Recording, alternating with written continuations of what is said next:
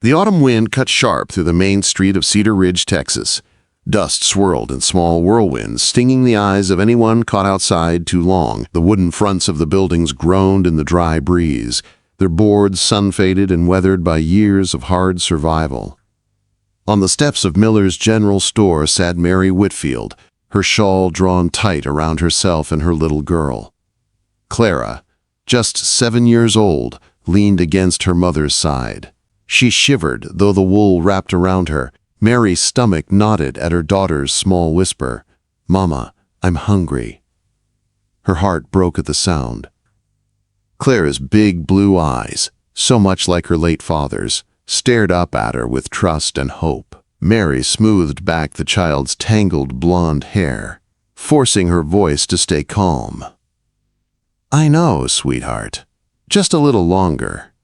But the truth pressed hard. Their handful of coins had run out yesterday. For 3 days, she had begged for work, sewing, cooking, washing.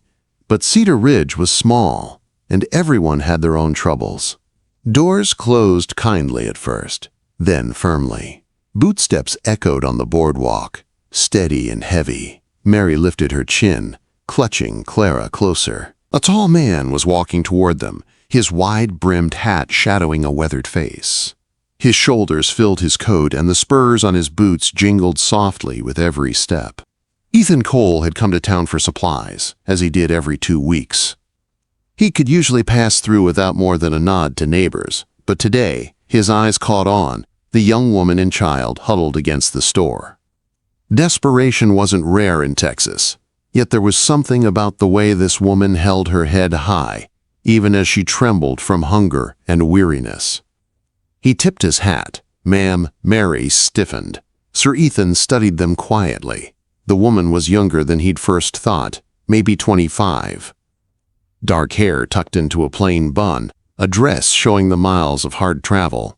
The girl pressed against her side looked worse, her cheeks hollow, her dress thin. Her small hands clutched into fists for warmth. "You new to Cedar Ridge?" Ethan asked. "Yes, sir. We arrived Monday." Her pride battled with desperation. "We're looking for work." "Work's hard to come by for a woman alone."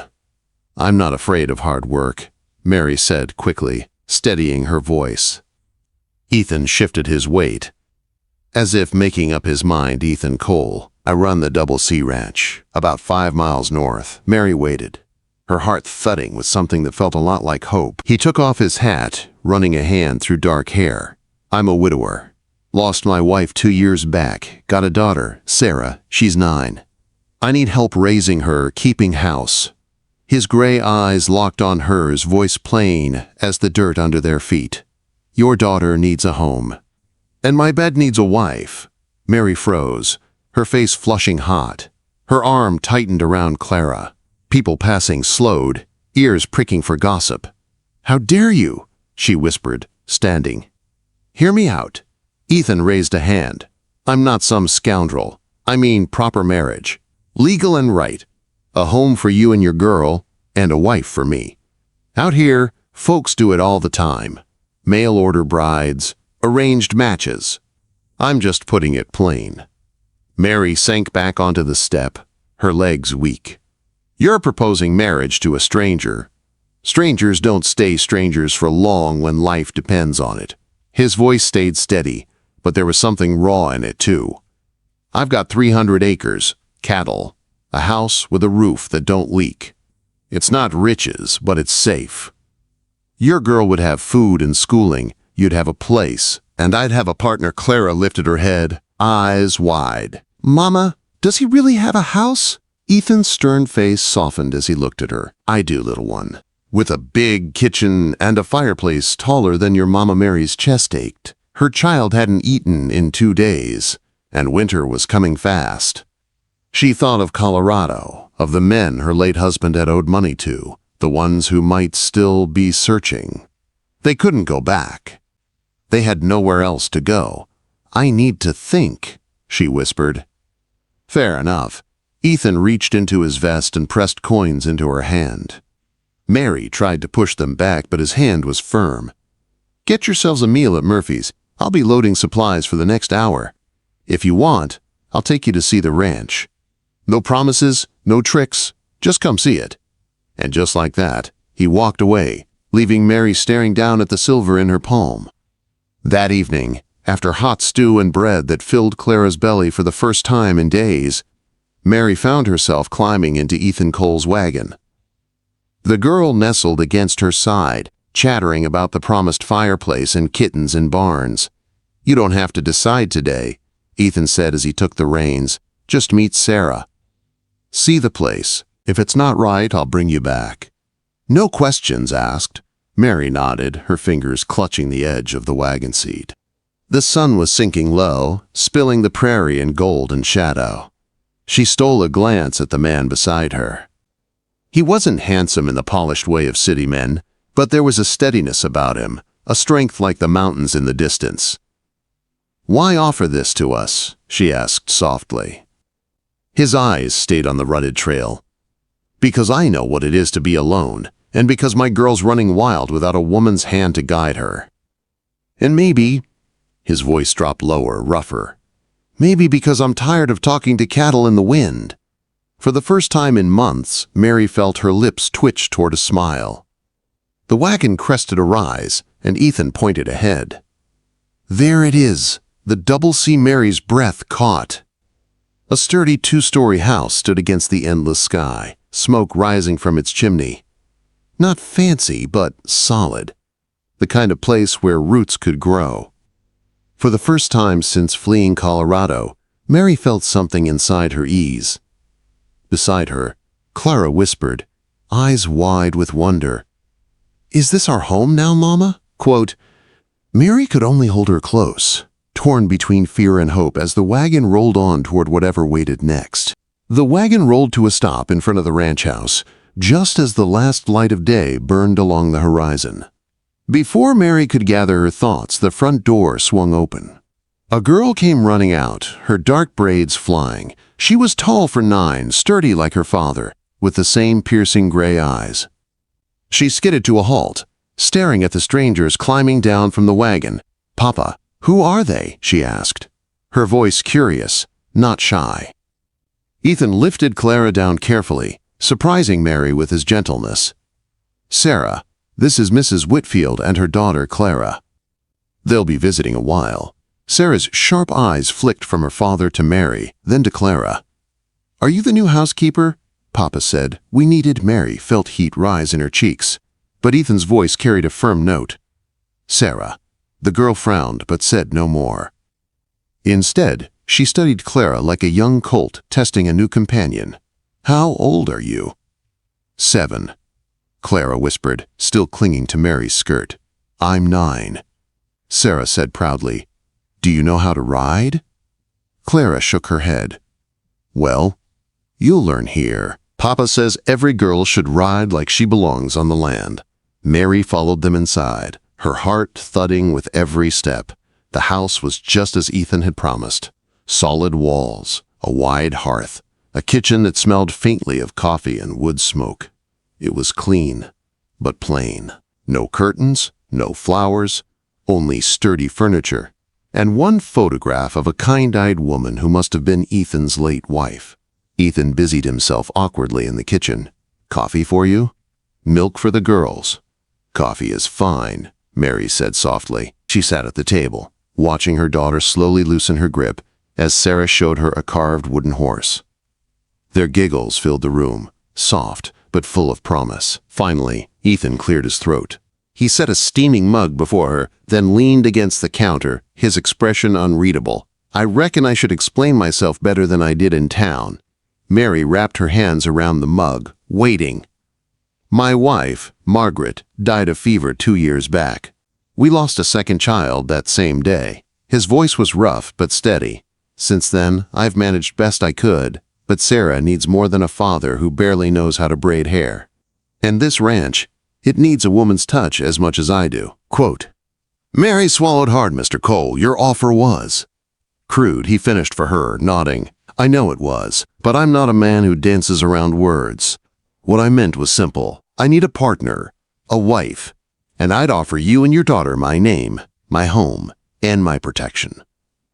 The words hung in the warm air, simple as the crackle of the fire. Mary's hands trembled around her cup. "You don't even know us."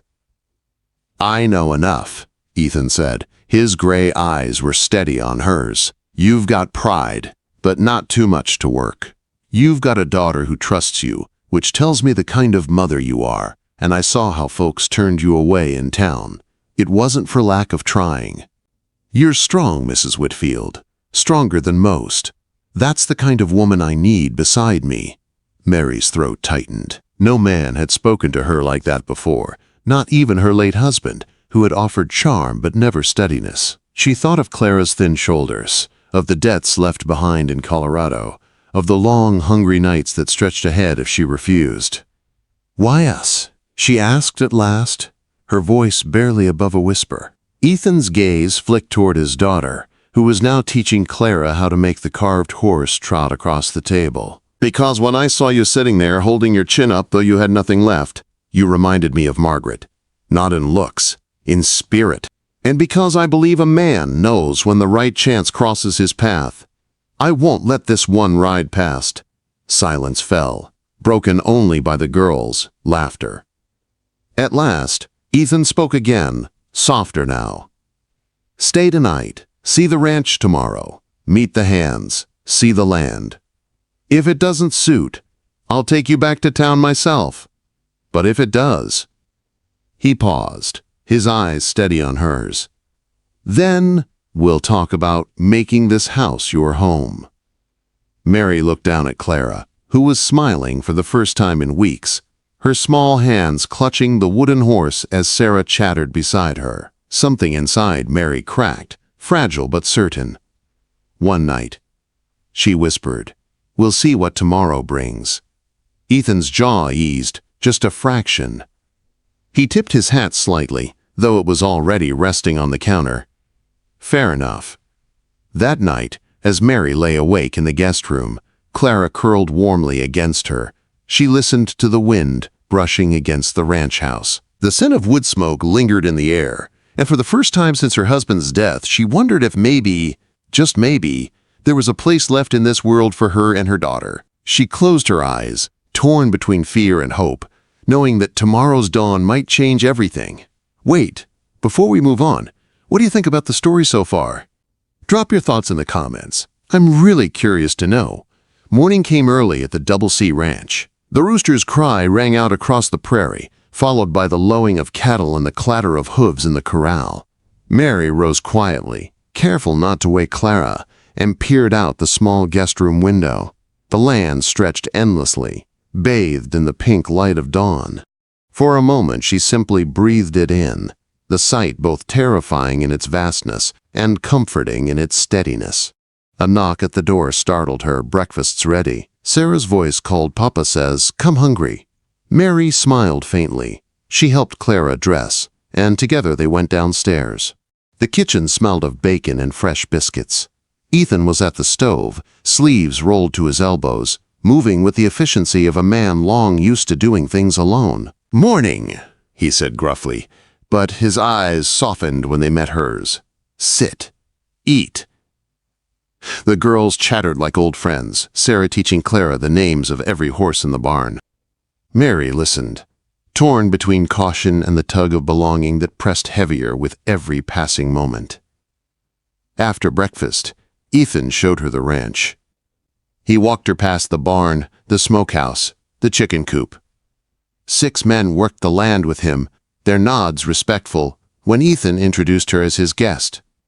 Mary noticed the way the men looked at Ethan, with trust, with loyalty. This was a man who led not with charm, but with steadiness. By midday, Mary found herself kneeling in the overgrown garden, running the rich soil through her fingers. "It could grow again," she murmured. "It's yours if you stay," Ethan said quietly beside her. Mary looked up at him, his gray eyes serious but not pressing. Her heart ached with the weight of choice. Safety for Clara. A partnership for herself. A future that could be solid, if not certain. But before she could answer, the sound of horses thundered across the yard. Ethan stiffened. 3 riders approached fast, their faces hard, their eyes colder still. Mary's blood turned to ice. She recognized their type, the kind of men who had haunted her past. The leader swung down from his horse, a thin man with a cruel smile. "We're looking for a woman, Mary Whitfield. Word is, she's been seen here." Mary's breath caught. Clara clutched her hand tight. Ethan stepped forward, rifle in hand, his voice calm but firm. "Here's my place. And the woman inside is my intended wife. Any business you thought you had with her is over." The man's eyes narrowed. "Debt don't die with a husband, Cole. Jake Morrison, don't forget what's owed." "Then he can take it up with me," Ethan said, his jaw like stone. "But I'll tell you plain. This woman and her girl are under my protection now. You want to try taking her, you'll find the whole double C standing in your way." Mary's heart pounded as ranch hands appeared from the bunkhouse, rifles at the ready. The air was tight with danger. The men glared, spat tobacco into the dust, then mounted up again. "We'll be back," the leader warned, "and when we do, we'll want proof of that marriage." Ethan's voice rang clear. "You'll have it." The riders thundered away, leaving silence heavy in their wake. Mary trembled, her knees weak. Ethan turned to her, eyes steady. "I'm sorry. I know I said you'd have time to decide.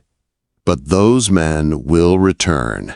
And the only way to keep you and Clara safe is to make it official." Mary's throat tightened. This wasn't the way she'd wanted to choose, but the truth was undeniable. Ethan had stood for her when no one else would. He had drawn a line in the dirt and claimed her as his own, not with false promises, but with the steady courage of a man who meant every word. Clara tugged her sleeve. "Mama," she whispered, "can we stay? Please." Mary looked at her daughter's hopeful eyes, then at Ethan, solid, steady, unflinching. For the first time since her husband's death, she felt the ground beneath her feet, firming into something like hope. "All right," she whispered. "We'll marry." Relief flickered across Ethan's face, though he kept his composure. He nodded once, firm and final. "Tomorrow." "We'll go into town and see the preacher," Mary exhaled shakily. This wasn't the love story she had dreamed of as a girl. It wasn't romance spun with pretty words or promises. But as Clara slipped her small hand into Sarah's, and as Ethan's steady presence stood like a wall against the storm of her past, Mary realized something she had never dared to believe. Perhaps in this wild, untamed land, the strongest kind of love wasn't born from fancy courtship at all. Perhaps it was built like the double C itself, sturdy, weathered, unyielding, a love not of chance, but of choice. If you enjoyed this story, don't forget to subscribe and like for more emotional Wild West tales every week.